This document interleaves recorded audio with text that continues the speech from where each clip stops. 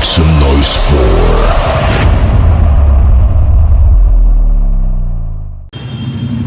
ನಮಸ್ಕಾರ. ನಾನು ನಿಮ್ಮ ರವಿ ಗುಳೇದ್ ಮಾತಾಡ್ತಾ ಇರೋದು. ಮತ್ತೊಂದು ಹೊಸ ವಿಡಿಯೋಗೆ ಸ್ವಾಗತ ಸುಸ್ವಾಗತ. ಇವತ್ತು ರವಿ ಇಲ್ಲಿ ಬಂದೆ ಅಂದ್ಕೊಂಡ್ರೆ ಹೌದು, ಇವತ್ತು ನಾನಿದ್ದೀನಿ. ಹಿಂದೆ ನೋಡ್ತಿರ್ಬೋದು, ಇವತ್ತು ನಾನಿದ್ದೀನಿ SMVT sir Visvesvaraya terminals Baiyappanahalli. ಯಾಕೆ ಬಂದೆ ರವಿ ಅಂದ್ಕೊಂಡ್ರೆ ಹೌದು, ನಾನಿವತ್ತು ಹೊಸ ಭಾಷೆ, ಹೊಸ ರಾಜ್ಯ ಹಾಗೂ ಹೊಸ ಜಿಲ್ಲೆಗಳೊಂದಿಗೆ 2 ರಾಜ್ಯಗಳಿಗೆ ಭೇಟಿ ಕೊಡ್ತಾಯಿದ್ದೀನಿ. ಒಂದು 4-5 ದಿವಸಗಳ ಕಾಲ. ಪ್ರತಿಯೊಂದು ನಾನು ಎಲ್ಲಿ ಹೋಗ್ತೀನಿ, ಏನು ಮಾಡ್ತೀನಿ ಎಲ್ಲನೂ ನಮ್ಮ ಈ ವ್ಲಾಗಲ್ಲಿ ನಿಮಗೆ ಹೇಳ್ಕೊಡ್ತೀನಿ.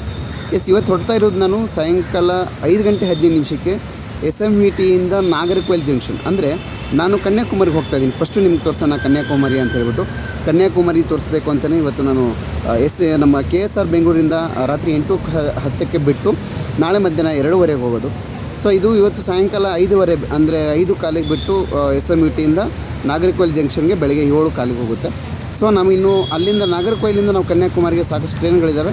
ಒಂದು 2 ಅವರಲ್ಲಿ ನಾವು ಕನ್ಯಾಕುಮಾರಿಯನ್ನು ನಾವು ರೀಚ್ ಆಗ್ಬೋದು. ಆ ಉದ್ದೇಶಕ್ಕೆ ನಾನು ಇವಾಗ ಹೊರಡ್ತಾ ಇದ್ದೀನಿ. ಬನ್ನಿ ಹೋಗೋಣ. ಮುಂದೆ ನಾನು ಪ್ರತಿಯೊಂದನ್ನು ನಿಮಗೆ ತೋರಿಸ್ತೀನಿ, ಎಲ್ಲಿ ಹೋಗ್ತೀನಿ, ಏನು ಮಾಡ್ತೀನಿ ಅಂತ.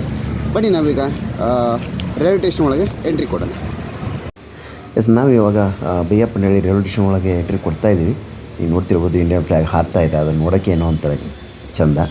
ಸೊ ನಿಮಗೆ ಹೇಳೋದೇನು ಅಂದರೆ, ನೀವು ಬೈಯಪ್ಪನಹಳ್ಳಿ ಮೆಟ್ರೋಗೆ ಬರಲೇಬೇಡಿ. ಮೆಟ್ರೋಗೆ ಬಂದರೆ ತುಂಬ ದೂರ ಆಗುತ್ತೆ. ಆಟೋದವರು ಬಾಯಿಗೆ ಬಂದಂಗೆಲ್ಲ ರೇಟ್ ಹೇಳ್ತಾರೆ, ಕೊಡೋಕ್ಕಾಗಲ್ಲ. ನೀವೆಲ್ಲ ಒಂದು 4-5 ಜನ ಸೇರಿ ಬರ್ತಿದ್ರೆ, ಇಲ್ಲ ಫ್ಯಾಮಿಲಿ ಬರ್ತಿದ್ರೆ, ನೀವೊಂದು ಓಲಾನ ಇಲ್ಲ ಊಬರ್ನ ಬುಕ್ನ ಮಾಡ್ಕೊಂಬರ್ರಿ ಅಂತ ನಾನು ನಿಮಗೆ ಹೇಳೋಕ್ಕೆ ಇಷ್ಟಪಡ್ತೀನಿ. ಹೊರಗಡೆನೇ ಹೆಂಗಿದೆ, ಇನ್ನು ಒಳಗಡೆ ಹೆಂಗಿರ್ಬೋದು. ಬನ್ನಿ, ತಡ ಮಾಡೋದು ಬೇಡ, ನಿಮ್ಮನ್ನು ಕರ್ಕೊಂಡು ಹೋಗ್ತೀನಿ. ನನಗೂ ತುಂಬ ಕುತೂಹಲ ಇದೆ ಒಳಗೆ ಹೇಗಿದೆ, ಏನಿದೆ ಅಂತ. ಇದಕ್ಕೆ ಫಸ್ಟ್ ಟೈಮ್ ಬರ್ತಾ ಇರೋದು ನಾನು ಬೈಯಪ್ಪನಹಳ್ಳಿ ರೈಲ್ವೆ ನಿಲ್ದಾಣಕ್ಕೆ. ಆದರೂ ನೀವು ನೋಡ್ತಿರ್ಬೋದು, ಎಂಟ್ರೆನ್ಸ್ ಬರ್ತಿದ್ದಂಗೆ ಸರ್ ವಿಶ್ವೇಶ್ವರಯ್ಯ ನಿಲ್ದಾಣ ಬೆಂಗಳೂರು ಅಂತ ಹೇಳ್ಬಿಟ್ಟು ಒಂದು ಇದ್ರ ಥರ ಮಾಡಿದ್ದಾರೆ. ತುಂಬ ಚೆನ್ನಾಗಿದೆ. ಸೊ ಅದನ್ನು ನೋಡ್ತಾ ನಾವು ಹಾಗೆ ಮುಂದೆ ಬಂದರೆ ನಮಗೆ ಎಂಟ್ರಿ ಸಿಗುತ್ತೆ. ಎಂಟ್ರಿ ಸಿಕ್ಕಾದ್ಮೇಲೆ ನೋಡ್ಬೋದು ತಾವು, ಸ್ವಲ್ಪ ಜನ ಜಾಸ್ತಿ ಇದೆ. ಅದಕ್ಕೋಸ್ಕರ ಬರ್ತಿದ್ದಂಗೆ ಸುಮಾರು ಜನ ಈ ಬ್ರೋಕರ್ಗಳು ನಿಂತ್ಕೊಂಡ್ಬಿಟ್ಟಿರ್ತಾರೆ. ಟಿಕೆಟ್ ಎಲ್ಲಿಗೆ ಬೇಕು ತುಂಬ ಹಿಂಸೆ ಕೊಡ್ತಾರೆ. ಈ ಬ್ರೋಕರ್ಗಳನ್ನ ಅವಾಯ್ಡ್ ಮಾಡಬೇಕು ಇಂಡಿಯನ್ ರೈಲ್ವೇಸ್ದವ್ರು ಫಸ್ಟು. ಯಾಕಂದರೆ ಇಲ್ಲಿ ನಮ್ಮಿಂದನೇ ಫಾಲ್ಟ್ ಆಗೋದು, ಅದು ಒಪ್ಕೊತೀನಿ. ಸೊ ನೀವು ನೋಡ್ತಿದ್ದಂಗೆ ಸ್ವಲ್ಪ ನೀವು ಮುಂದೆ ಬಂದರೆ ನಮಗೆಲ್ಲ ಇಂಡಿಕೇಶನ್ ಮಾರ್ಕನ್ನು ಕೊಟ್ಟಿದ್ದಾರೆ, ನಾವು ಹೇಗೆ ಹೋಗಬೇಕು, ಏನು ಮಾಡಬೇಕು ಅಂತ. ನಾನೀಗ ಹತ್ಕೊಂಡು ಮೇಲೆ ಹೋಗ್ತಾಯಿದ್ದೀನಿ. ತಾವು ನೋಡ್ತಿರ್ಬೋದು. ಹೋಗ್ತಿದ್ದಂಗೆ ನನಗೆ ತುಂಬ ಇಷ್ಟ ಆಗೋಗ್ಬಿಡ್ತು. ಒಂಥರ ನಾನು ಯಾವುದೋ ಏರ್ಪೋರ್ಟಿಗೆ ಬಂದಿನೇನೋ ಒಂದು ಫೀಲ್ ಆಗ್ತಾಯಿತ್ತು ನನಗೆ. ಅಷ್ಟು ತುಂಬ ಚೆನ್ನಾಗಿ ಮಾಡಿದ್ದಾರೆ ಈ ರೈಲ್ವೆ ನಿಲ್ದಾಣವನ್ನು. ನನಗೆ ತುಂಬ ಖುಷಿಯಾಗೋಯಿತು. ಸೊ ಮೇಲೆ ಹೋಗ್ಬೇಕಿನ್ನು. ಬನ್ನಿ, ಯಾಕಂದರೆ ಪ್ಲ್ಯಾಟ್ಫಾರ್ಮ್ಗಳಿಗೆ ನಮಗೆ ಕೆಳಗಡೆ ಹೋಗೋಕ್ಕೆ ಕೊಟ್ಟಿಲ್ಲ, ಬೇರೆ ಕಡೆ ಇದ್ದಂಗೆ ಕೊಟ್ಟಿಲ್ಲ. ಇದನ್ನು ಎಲ್ಲ ತುಂಬ ನೀಟಾಗೆಲ್ಲ ಮಾಡಿದ್ದಾರೆ. ಸೊ ಬರೀ ನಾವಿನ್ನು ಹಾಗೆ ಮೇಲೆ ಹೋಗಬೇಕು. ಇನ್ನೊಂದು ಎಸ್ಕಲೇಟರ್ ಹತ್ಕೊಂಡು ಮೇಲೆ ಹೋಗ್ತಾಯಿದ್ದೀನಿ. ಮೇಲೆ ಹೋಗೋಣ. ನೀವು ಎಲ್ಲೆಲ್ಲಿ ಹೋಗ್ತೀವೋ ಅಲ್ಲೆಲ್ಲಿ ನಿಮಗೆ ಮಾರ್ಗಸೂಚಿ ಫಲಕವನ್ನು ಎಲ್ಲ ಕಡೆ ಹಾಕಿದ್ದಾರೆ. ನೋಡಿಕೊಂಡು ಕ್ಲೀನಾಗಿ ನಿಧಾನ ಹೋದರೆ ಯಾವುದೂ ಟೆನ್ಷನ್ ಇರಲ್ಲ, ನಾವು ಆರಾಮಾಗಿ ಹೋಗ್ಬೋದು. ಅಲ್ಲಿ ಬರೆದಿರ್ತಾರೆ 1ನೇ ಪ್ಲಾಟ್ಫಾರ್ಮ್ ಯಾವ ಕಡೆ ಹೋಗಬೇಕು, 2ರಿಂದ 7 ಯಾವ ಕಡೆ ಹೋಗಬೇಕು, ಹೆಂಗೆ ಏನು ಪ್ರತಿಯೊಂದು ಮೆನ್ಷನ್ ಮಾಡ್ತಾರೆ. ನೋಡ್ಕೊಂಡು ಹೋಗಬೇಕು ಅಷ್ಟೇ. ನಾವು ಸ್ವಲ್ಪ ಹಾಗೆ ಮುಂದೆ ಬಂದರೆ ಇಲ್ಲೂ ಕೂಡ ಬರೆದಿದ್ದಾರೆ ಎಲ್ಲ ಕಡೆ AC ಹವಾ ನಿಯಂತ್ರಿತ ರೈಲ್ವೆ ನಿಲ್ದಾಣ ಅಂದರೂ ತಪ್ಪಾಗಲ್ಲ. ಇದು ಅಷ್ಟು ತುಂಬ ಚೆನ್ನಾಗಿದೆ. ಹಾಗೆ ನಿಂತ್ಕೊಂಡು ಒಂದೆರಡು ವಿಡಿಯೋ ಮಾಡಿಕೊಂಡೆ ನಾನು. ಸೊ ಮೇಲುಗಡೆ ಬಂದಾದಮೇಲೆ ನೀವು ತೋರಿಸಿದ್ದು ನೋಡಿ, ಇದು ಎಲ್ಲ ನೋಡ್ಕೊಂಡು ಆದಮೇಲೆ ಇದೇ ಎಂಟ್ರೆನ್ಸು. ಇಲ್ಲಿ ಫಸ್ಟು ತೆಳಗಡೆ ಹೋಗ್ಬಿಡ್ತೀವಿ. ಮೇಲೆ 2ನೇ ನಂಬರ್ ಪ್ಲ್ಯಾಟ್ಫಾರ್ಮಿಂದ ಅಪ್ ಟು 7ನೇ ನಂಬರ್ ಪ್ಲ್ಯಾಟ್ಫಾರ್ಮ್ವರೆಗೂ ನಾವು ಮುಂದುಗಡೆ ಹೋಗ್ತಾ ಇರ್ತೀವಿ. ನೋಡ್ಬೋದು, ಇವಾಗ ನೂತನವಾಗಿ ಪ್ರಾರಂಭವಾದಂಥ ಬೈಯಪ್ಪನಹಳ್ಳಿ ರೈಲ್ವೆ ನಿಲ್ದಾಣ ಇದು ನೀವು ನೋಡ್ತಾ ಇರೋದು. ತುಂಬ ವಿಶಾಲವಾದ ಜಾಗ ಇದೆ, ಸ್ಪೇಸ್ ಓಡಾಡೋಕ್ಕೆ ತುಂಬ ಚೆನ್ನಾಗಿದೆ.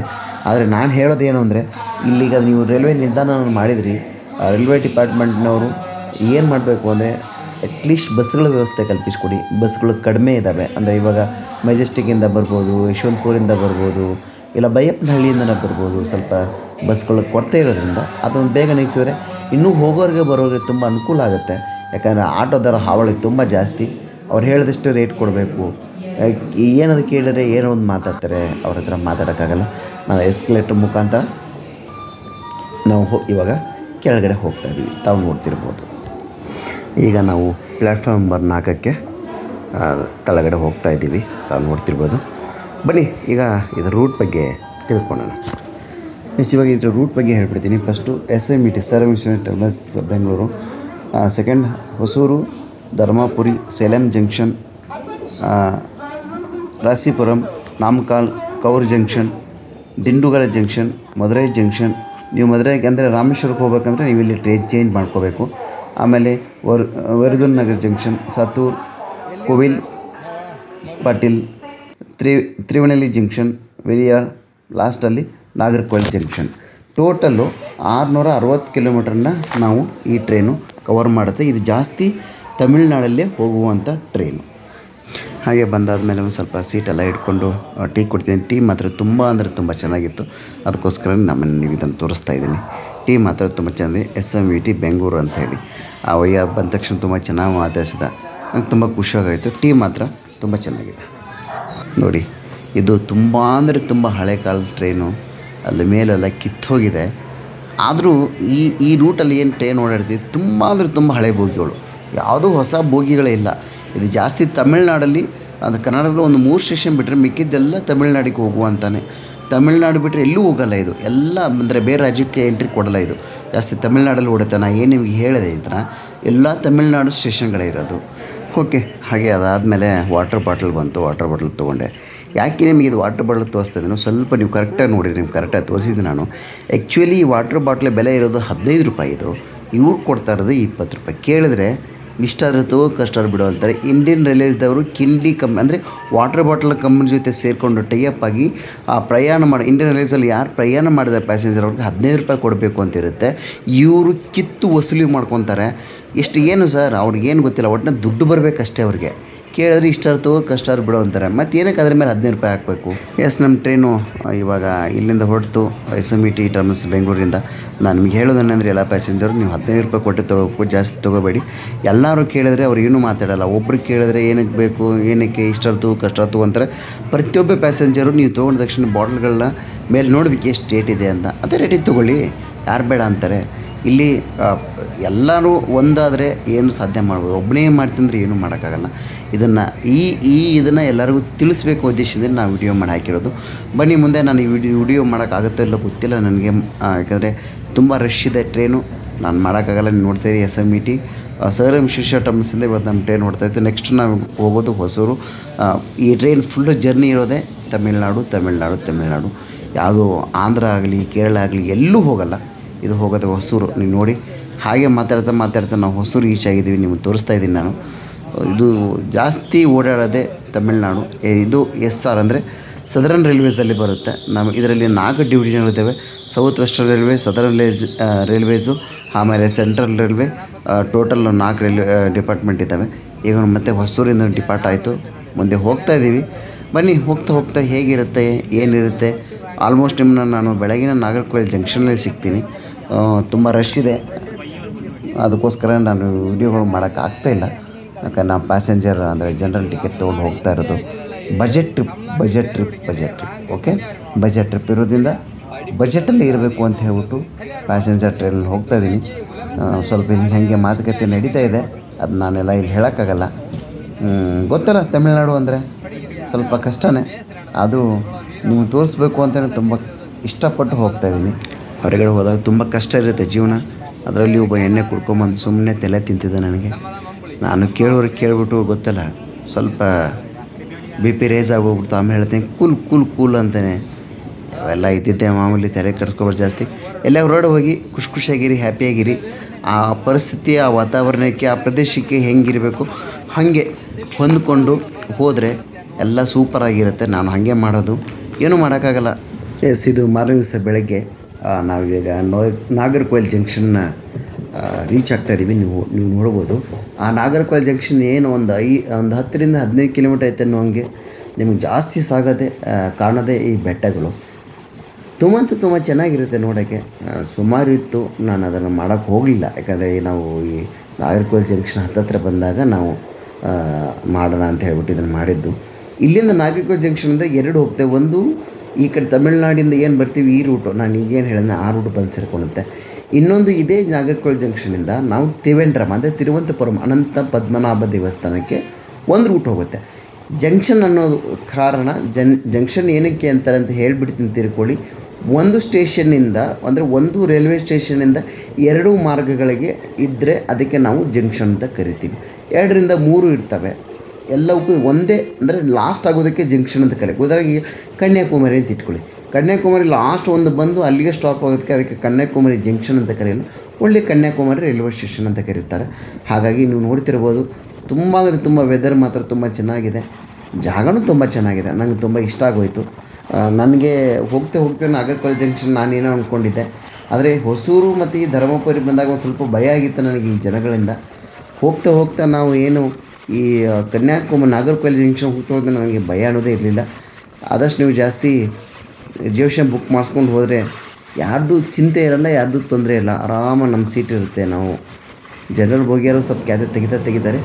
ಇದು ನಾಗರ್ಕೋಯಿಲ್ ಜಂಕ್ಷನಿಂದ ಮುಂಬೈ CMT ಛತ್ರಪತಿ ಶಾಹು ಮಹಾರಾಜ್ ಟರ್ಮಿನಲ್ಸ್ ಮುಂಬೈಗೆ ಹೋಗುವಂಥ ಟ್ರೈನು. ಇದು ಬೆಳಗ್ಗೆ 7 ಗಂಟೆಗೆ ಇದರಿಂದ ಹೊರಡುತ್ತೆ ನಾಗರ್ಕೋಯಿಲ್ ಜಂಕ್ಷನಿಂದ. ಸೊ ಅದು ನಾವು ಕಾಯ್ತಾ ಇದ್ದೀವಿ, ಅದು ಹೊರಗೆ ಹೋಗಲಿ ಅಂತ ನಮ್ಮನ್ನು ಔಟ್ರಲ್ಲಿ ಹಾಕಿದ್ದಾರೆ. ಅದು ಹೋದ್ಮೇಲೆ ಇದನ್ನ ಒಳಗಡೆ ತೊಗೊತಾರೆ, ನಾವು ಅದಕ್ಕೆ ಕಾಯ್ತಾ ಇದ್ದೀವಿ. ಸೊ ಬನ್ನಿ ಹೋಗೋಣ. ಕೆಲವೇ ನಿಮಿಷಗಳಲ್ಲಿ ನಾಗರ್ಕೋಯಿಲ್ ಜಂಕ್ಷನ್ನ ಎಂಟ್ರಿ ಆಗ್ತೀವಿ. ಎಂಟ್ರಿ ಆದಮೇಲೆ ಮತ್ತೆ ಮುಂದೆ ನಾನು ಕನ್ಯಾಕುಮಾರಿಗೆ ಹೆಂಗೆ ಹೋಗ್ಬೇಕು, ಏನು ಹೋಗ್ಬೇಕು ಅನ್ನೋದು ತೋರಿಸ್ತೀನಿ. ಬನ್ನಿ ಮುಂದೆ ಹೋಗೋಣ.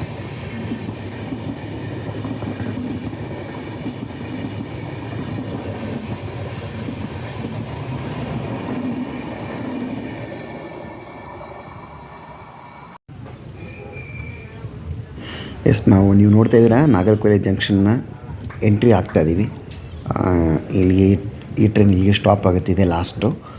ಇಲ್ಲಿ ಇಳ್ಕೊಂಡು ಮತ್ತೆ ಮುಂದೆ ಹೆಂಗೆ ಹೋಗೋದು ಅಂತ ತೋರಿಸ್ತೀನಿ. ಬನ್ನಿ ಟ್ರೈನ್ ಇಳ್ಕೊಂಡು ಮತ್ತೆ ನಿಮಗೆ ಸಿಗ್ತೀನಿ. ಇವಾಗ ಬೆಳಗ್ಗೆ 7 ಗಂಟೆ. ನಾವಿವಾಗ ನಾಗರ್ಕೋಯಿಲ್ ಜಂಕ್ಷನ್ಗೆ ಇವಾಗ ಎಂಟ್ರಿ ಆಗಿದ್ದೀನಿ. ಇನ್ನೂ ಕನ್ಯಾಕುಮಾರಿಗೆ ಹೋಗ್ಬೇಕು, ಇನ್ನೊಂದು ಟ್ರೈನ್ ಚೇಂಜ್ ಮಾಡಿಕೊಂಡು ಬನ್ನಿ ಮುಂದೆ ಹೋಗೋಣ.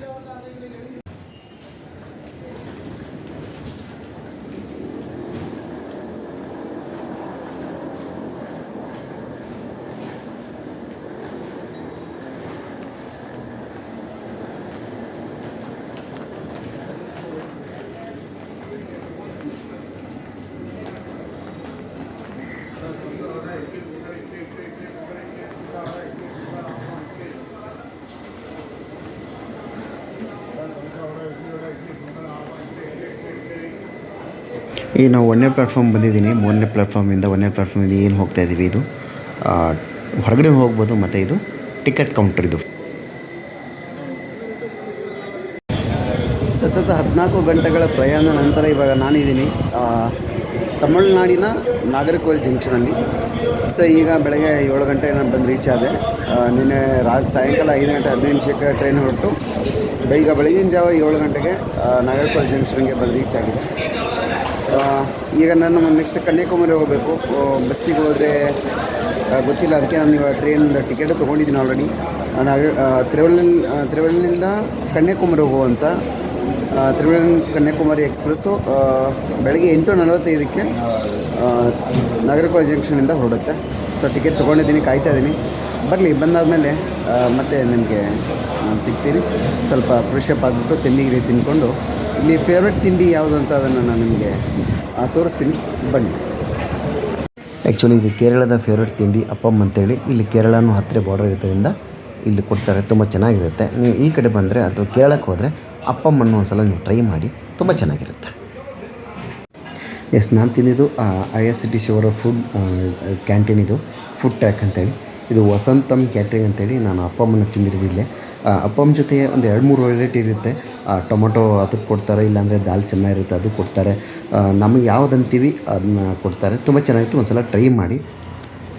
ಇವಾಗ ನೀವು ನೋಡ್ತಿರ್ಬೋದು, ತ್ರಿವಳ್ಳಿಯಿಂದ ಬರುವಂಥ Triveni Kanyakumari express train platform number 2ರಲ್ಲಿ ಇವಾಗ ನಾಗರ್ಕೋಯಿಲ್ ಜಂಕ್ಷನ್ನ ಎಂಟ್ರಿ ಆಗ್ತಾಯಿದೆ. ಸೊ ಇಲ್ಲಿಂದ ಕೇವಲ ನನಗನ್ನಿಸ್ದಂಗೆ 2 ಅವರ್ ಏನು ತೊಗೊಳ್ಳಲ್ಲ, ಅರ್ಧ ಗಂಟೆಯಿಂದ 45 ನಿಮಿಷ ಅಷ್ಟೇ ಕನ್ಯಾಕುಮಾರಿ ರೀಚ್ ಆಗುತ್ತೆ. ಇಲ್ಲಿ ನಾಗರ್ಕೋಯಿಲ್ ಬಿಟ್ಟರೆ ಡೈರೆಕ್ಟ್ ಕನ್ಯಾಕುಮಾರಿನೇ, ಯಾವುದೇ ಥರ ಸ್ಟಾಪ್ ಇಲ್ಲ. ಇದರ ಟ್ರೈನ್ ಚಾರ್ಜ್ ಹೇಳಿಬಿಡ್ತೀನಿ, ಕೇವಲ ಬರೀ 10 ರೂಪಾಯಿಗಳು. ನಾನು ಹೇಳ್ತಿಲ್ವ, ನಮ್ಮ ಕರ್ನಾಟಕದಲ್ಲೇ ಟ್ರೈನ್ ಫೆಸಿಲಿಟಿ ನಮಗಿಲ್ಲ, ಆದರೆ ತಮಿಳುನಾಡು ಮತ್ತು ಕೇರಳದಲ್ಲಿ ಮಾತ್ರ ಹೆವಿ ಪ್ರಿಯಾರಿಟಿ ಟ್ರೈನ್ಗಳು ಕೊಡ್ತಾರೆ. ಬಸ್ಗಳ ಸಂಖ್ಯೆ ಕಡಿಮೆ, ಜನಗಳು ಬಸ್ಸಿಗೆ ಓಡಾಡೋದು ಕಡಿಮೆ, ಎಲ್ಲ ಜಾಸ್ತಿ ಓಡಾಡೋದು ಟ್ರೈನ್ಗಳಿಗೆ. ಹಾಗೆಯೂ ಕೂಡ ನಮ್ಮ ಕರ್ನಾಟಕದಲ್ಲಿ ಎಲ್ಲ ಜಿಲ್ಲೆಗಳಿಗೂ ಎಲ್ಲ ಭಾಗಗಳಿಗೂ ರೈಲ್ವೆ ನಮ್ಮ ಸೆಂಟ್ರಲ್ ಗೌರ್ಮೆಂಟ್ ಆಗಲಿ ಸ್ಟೇಟ್ನವರಾಗಲಿ ಮಾತಾಡಿ ಎಲ್ಲ ಕಡೆ ಟ್ರೈನ್ಗಳನ್ನು ಹೋಗುವ ಹಾಗೆ ಒಂದು ಯೋಜನೆಗಳನ್ನು ತರಬೇಕು ಅಂತೇಳ್ಬಿಟ್ಟು ಈ ವಿಡಿಯೋ ಮುಖಾಂತರ ನಾನು ಕೇಳ್ತೀನಿ. ತುಂಬ ಹೆವಿ ಟ್ರೈನ್ಗಳು, ನಿಮಿಷಕ್ಕೆ 2-3 ಟ್ರೈನ್ಗಳು ಓಡ್ತವೆ. ತುಂಬ ಹೆವಿ ಪ್ರಯಾರಿಟಿ ಇರುವಂಥ ಈ ರೂಟ್ಗಳು, ತುಂಬ ರಶ್ ಇರ್ತವೆ. ಹಾಗೆ ಜನನೂ ಕೂಡ ಓಡಾಡ್ತಾರೆ ಇಲ್ಲಿ, ಯಾವುದು ಹಿಂದಿನಿಂದ ಅಟ್ಟಾಕಲ್ಲ. ಬನ್ನಿ ಹತ್ತಲ್ಲ ಒಳಗಡೆ. ಎಸ್, ನಾಗರ್ಕೋಯಿಲಿಂದ ಕನ್ಯಾಕುಮಾರಿಗೆ ಟ್ರೈನ್ ಹೊರಟಾಯಿತು. ಆದರೆ ದೇವ್ರ ಜನಕ್ಕೆ ನನ್ನ ಪುಣ್ಯನೋ ಏನೋ ಗೊತ್ತಿಲ್ಲ, ಟ್ರೈನ್ ಇಲ್ಲಿ ಎಂಜಿನ್ ಹಿಂದೆ ಇರೋದ್ರಿಂದ ಫುಲ್ಲು ಎಲ್ಲ ಖಾಲಿ ಇದೆ. ಆರಾಮಾಗಿ ಕೂತ್ಕೊಂಡು ಹೋಗೋದು. ಎಂದರೆ ಅರ್ಧ ಗಂಟೆ ಅಲ್ವಾ, ಅರ್ಧ ಗಂಟೆ 45 ನಿಮಿಷ ಹೋಗಿ ರೀಚ್ ಆಗಿಬಿಡ್ತೀವಿ. ಸೊ ಬನ್ನಿ ಮತ್ತು ನಾನು ಈ ವ್ಯೂವೆಲ್ಲ ನೋಡ್ಕೊಂಡು ಕನ್ಯಾಕುಮಾರಿ.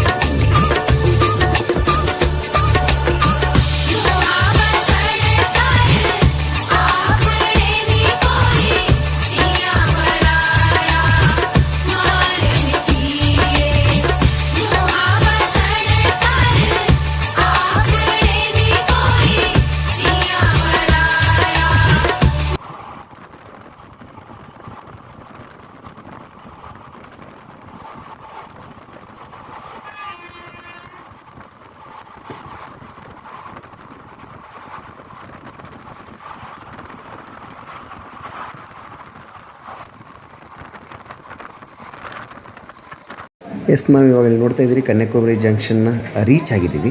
ಸೊ ಬನ್ನಿ ಕೆಳಗಡೆ ಇಟ್ಕೊಂಡು ಮುಂದೆ ಹೋಗೋಣ. ಇಲ್ಲಿಗೆ ನಮ್ಮದಿದು ಅಂದರೆ ಯಾವುದೇ ಟ್ರ್ಯಾಕ್ ಇಲ್ಲ, ಯಾವುದೇ ಸ್ಟೇಷನ್ ಇಲ್ಲ. ಈ ಸ್ಟೇಷನ್ ಇಲ್ಲಿಗೆ ಲಾಸ್ಟ್ ಕೊನೆ ಆಗುತ್ತೆ. ಮುಂಚೆ ಸಮುದ್ರ ಇರೋದರಿಂದ ಈ ಮುಂದೆ ಟ್ರ್ಯಾಗಲ್ಲಿ ಎಲ್ಲಿ ಹೋಗಲ್ಲ, ಇಲ್ಲೇ ಲಾಸ್ಟ್ ಆಗುತ್ತೆ. ಹಾಗೆ ನನ್ನ ವಿಡಿಯೋನ ಯಾರು ಫಸ್ಟ್ ಟೈಮ್ ನೋಡ್ತಾ ಇದ್ದೀರಿ, ಪ್ಲೀಸ್ ದಯವಿಟ್ಟು ಸಬ್ಸ್ಕ್ರೈಬ್ ಮಾಡಿ, ಶೇರ್ ಮಾಡಿ, ಲೈಕ್ ಮಾಡಿ.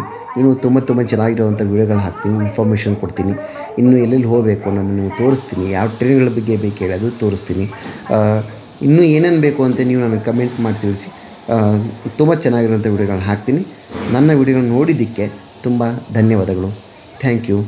ಹೀಗೆ ನೋಡ್ತಾಯಿರಿ, ಸಪೋರ್ಟ್ ಮಾಡ್ತಾಯಿರಿ. ಧನ್ಯವಾದಗಳು.